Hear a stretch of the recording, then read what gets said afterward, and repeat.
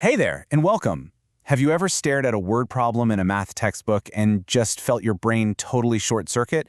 We've all been there. Well, today we're going to fix that. We're talking about how to take those messy, real-world problems and turn them into nice, clean math that you can actually solve. And we're going to do it with a surprisingly powerful tool, linear equations. All right, let's just dive right in with a problem that I'm sure feels familiar to a lot of us. So meet Josh. He's got these 5 test scores, there's one big final exam left, and he's dreaming of getting that A. So the real question is that dream even mathematically possible? We're going to come back and figure this out for him a little bit later. Now, you might be thinking we need some kind of crazy advanced math to figure this out, but actually, the answer is hiding in plain sight. The key to helping Josh and solving a ton of other real-world puzzles is something you're probably learning right now, a simple linear equation. So, how in the world do we get from Josh's grades to an actual equation? Well, it all starts with this core idea of translating our everyday language into the language of math. And that whole process, it has a name: mathematical modeling. Okay, I know, mathematical modeling sounds super intimidating, right? But it's really not. Think of it this way.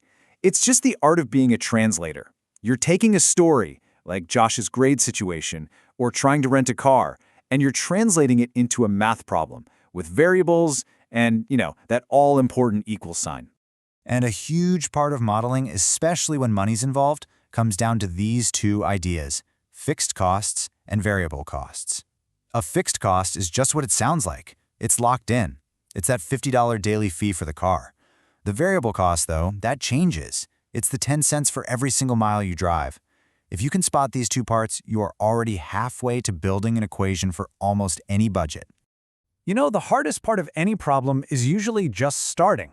How do you look at a sentence and turn it into something with an X in it? Well, lucky for us, there's a system for that, a clear roadmap to make that translation happen. And here it is. This is your 5-step toolkit. First, you just figure out what numbers you have and what you're trying to find. Then, you give that unknown thing a name. We usually call it X. If there's another unknown, you connect it back to X. Then you build your equation, you solve it, and this part is absolutely crucial. You explain what your answer actually means. You turn the math back into English. And this is brilliant. It shows how certain words and phrases are basically secret codes for math. When you hear twice a number, your brain should just think 2x. If something exceeds another by a, that's just x plus a. Once you start to learn these little translations, word problems get a whole lot less scary. Okay, we have our toolkit. We know some of the secret code words. Let's put this into practice with a classic real-world decision that pretty much everyone has to make at some point: picking a cell phone plan. So here's our situation. Company A has a lower fixed cost, that's the monthly fee, but a higher variable cost per minute. And Company B is the total opposite. So, how do you possibly choose? Well, you let the math do the work for you. Let's see how this plays out. Imagine you're on the phone all the time. We're talking 1,160 minutes a month. At that point, that slightly cheaper per minute rate from Company B really starts to add up. You can see it right on the chart. Even though their monthly fee is higher, their lower variable cost makes them the winner for heavy users. But let's flip the script. What if you barely use your phone for calls, maybe 420 minutes a month? All of a sudden, that fixed cost, the monthly fee, becomes the most important number. And Company A's lower monthly fee makes it the cheaper plan, even though their per minute charge is higher. See? The right answer totally depends on how you use it. And this all leads to the most interesting question of all, doesn't it? Where is that tipping point? At what exact number of minutes does it just not matter which plan you choose because they cost the exact same? And that magic number is 600. So how do we find that? We write an equation for Company A's total cost, we write another for Company B's, and we set them equal to each other. When we solve for the minutes, we get 600. At 600 minutes, both plans cost you exactly $64. Talk more than that, pick B. Talk less, pick A. It's that simple. Now that's great when we have to build the equation from scratch, but sometimes we get a little head start. Let's look at another type of problem where we can begin with a formula that's already known. I bet you've seen this one before. Distance equals rate times time, the classic D equals RT. Let's use it to figure out a problem about a guy named Andrew and his commute. It takes him a half hour to get to work, but it takes him longer, about 40 minutes, to get home because he's driving 10 miles per hour slower in traffic. So, how far does he live from his job?